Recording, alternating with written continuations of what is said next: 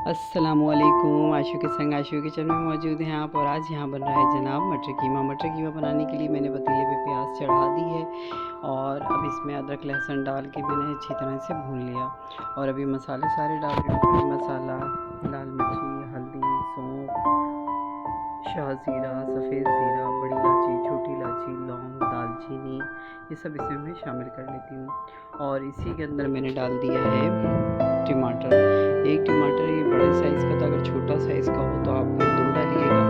ये एक टमाटर मैंने इसमें शामिल कर लिया और इसे अच्छी तरह मसाले को मैं भून रही हूँ।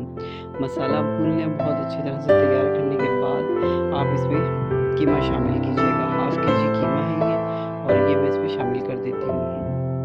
बहुत अच्छी तरह आप इसे भूनें और भून लेने के बाद ही मज़ेदार कीमा तैयार हो जाएगा। क्योंकि मैंने मटर पहले ही बॉईल करके रख दिए हैं, गला के रख दिए, क्योंकि बहुत टाइम लगता है। अब सीज़न ख़त्म हो चुका है मटर का और एक भाप में गलने वाले मटर नहीं है तो थोड़ा वक्त लगता है, तो इसलिए मैंने सोचा कि इससे पहले गला लिया जाए।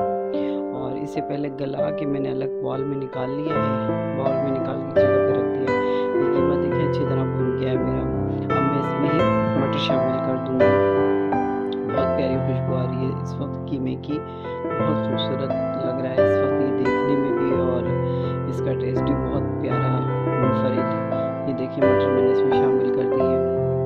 अब ये मटर शामिल करके इसकी भुनाई कर लें और थोड़ा सा पानी डाल के इसको ढककर रख दें हल्की आंच पे। 10 मिनट के बाद ये अच्छा सा कीमा तैयार हो जाएगा। हम इसे चावल के साथ खाएंगे, आप इसे नान के साथ खाएं, पराठों के साथ खाएं, सुबह नाश्ते में बना के खाएं। बहुत मज़ेदार कीमा लगता है। मुझे दीजिए इजाज़त, इंशाल्लाह फिर किसी नई रेसिपी में मिलेंगे। अल्लाह हाफिज़।